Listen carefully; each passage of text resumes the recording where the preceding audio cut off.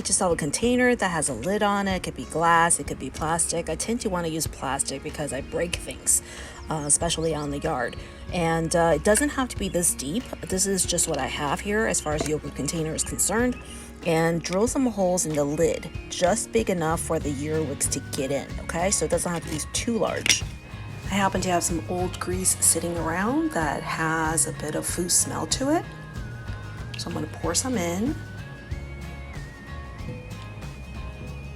And they love fishy smells, so you can use tuna juice if you want to. That's what I did last year, and that worked out really well, but I don't feel like opening a can right now, so I'm just gonna put in some shrimp paste and pour a little bit of juice in it.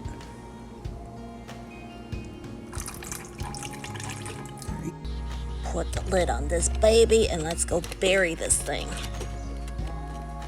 This is the area that I found a whole bunch of earwigs, and this is where I harvest that first Napa cabbage.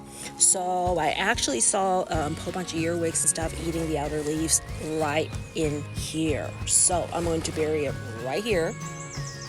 The things we do for organic gardening.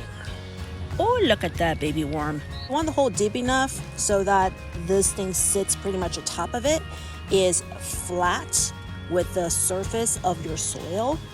That way they're gonna go crawly, go in there, boom, drop right into the holes. There you go. This worked wonders last year for me.